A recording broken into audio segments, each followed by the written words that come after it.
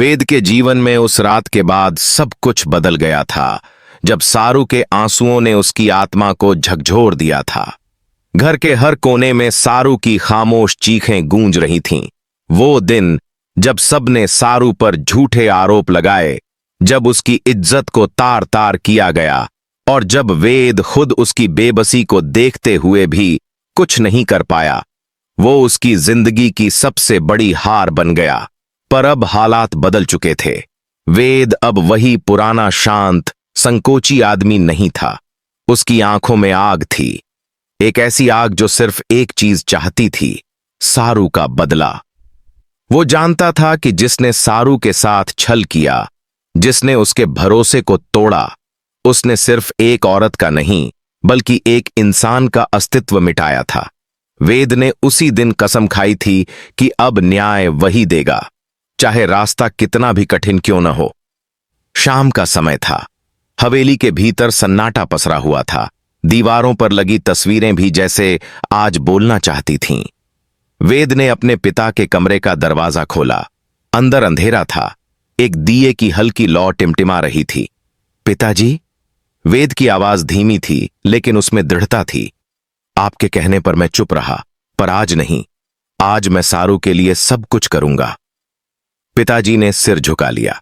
शायद उन्हें भी एहसास था कि उनका बेटा अब वह सब करने वाला है जिसकी उम्मीद किसी ने नहीं की थी।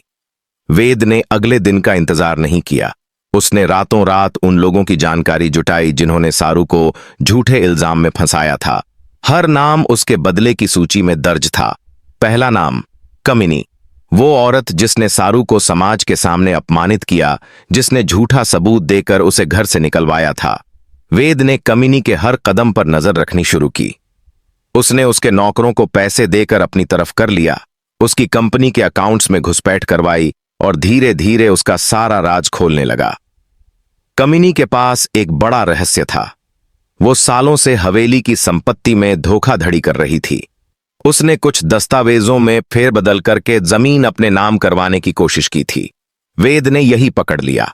उसने सारे सबूत इकट्ठे किए और उसी अदालत में पेश किए जहां सारू को कभी झूठे आरोपों में कटघरे में खड़ा किया गया था। इस बार कटघरे में थी कमिनी। उसके चेहरे पर झूठ का नकाब उतर गया था। भीड़ में खड़ी सारू की आंखों में आंसू थे, पर इस बार वो आंसू दर्द के नहीं, जीत के थे। वेद ने उसकी ओर देखा और हल्के से सिर झुकाया, मानो कह रहा हो, मैंने तुम्हारा बदला पूरा किया सारू। लेकिन कहानी यहीं खत्म नहीं होती। कमिनी की हार के बाद वो जहर से भरी औरत अब और खतरनाक हो चुकी थी। उसने कसम खाई कि अगर उसका राज खुला तो वो वेद और सारू दोनों की जिंदगी तबाह कर देगी। उसने अपने पुराने साथियों को इकट्ठा किया, रिश्वतें दीं और षड्यंत्र रचने लगी। वेद को इसका अंदेशा नहीं था कि अब जो तूफान उठने वाला है वो उसके अपने घर को हिला देगा। कमिनी की आंखों में अब सिर्फ एक ही उद्देश्य था, वेद और सारू को मिटाना। उसने अपनी हार को अपनी मौत नहीं बल्कि अपने पुनर्जन्म की शुरुआत माना। वो रात थी जब हवेली में फिर से हलचल मची। बिजली कड़क रही थी और हवाओं में एक अजीब बेचैनी थी। वेद सारू के साथ बरामदे में बैठा था जब अचानक उसे पुराने चौकीदार की चीख सुनाई दी। मालिक, हवेली में आग लग गई है। वेद भागकर अंदर पहुंचा तो देखा कि लाइब्रेरी में आग भड़क उठी है और उसी में छिपे थे सारे सबूत जो कमिनी के अपराधों को साबित करते थे। वेद ने बिना सोचे आग में छलांग लगा दी। सारू चीख उठी, वेद नहीं!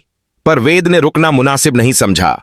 उसने धधकती आग के बीच फाइलें उठाईं, जलते कागजों को अपने शरीर से ढक लिया और किसी तरह बाहर निकल आया। उसके हाथ, चेहरा और कपड़े जल चुके थे, but his eyes still burned brighter than the flames. Kamini यह दृश्य देख रही थी। वो सोच रही थी कि अब वेद हार मान जाएगा, लेकिन उसने जो नहीं सोचा था वह यह कि वेद अब सिर्फ इंसान नहीं रहा था, वो एक न्याय की आग बन चुका था। अगले दिन वेद ने पुलिस को पूरे सबूत सौंप दिए। कमिनी का नाम मीडिया में छा गया, धोखाधड़ी, मर्डर प्लानिंग और साजिश के आरोप में। पर फिर भी वो भाग निकली। वो जानती थी कि जब तक वो जिंदा है, वेद और सारू चैन से नहीं रह सकते। कहानी का सबसे बड़ा मोड़ तब आया जब सारू को अपहरण कर लिया गया। वेद को एक कॉल आई, अगर अपनी सारू को जिंदा देखना है तो आज रात पुरानी फैक्ट्री में आ जा। वेद अकेला गया, हाथ में सिर्फ एक पिस्तौल और दिल में सिर्फ एक वादा, अब इस कहानी का अंत होगा। फैक्ट्री के अंदर कमिनी ने सारू को बांध रखा था। वो हंसी, वेद तूने मुझसे सब छीन लिया, अब देख मैं तुझसे क्या छीनती हूं।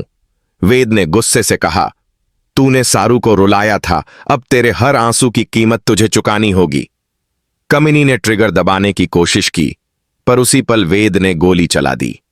गोली दीवार से टकराई, गूंज हवेली तक पहुंची। कमिनी जमीन पर गिर पड़ी, आंखों में पछतावा, चेहरे पर हार। वेद ने सारू को बांधों से मुक्त किया।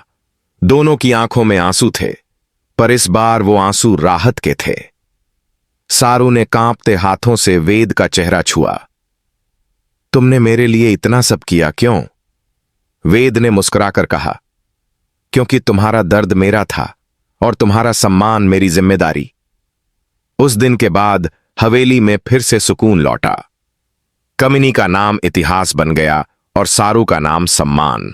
लोग कहते हैं बदला बुरा होता है, पर जब बदला न्याय बन जाए तो वो इंसाफ कहलाता है। वेद ने वही किया।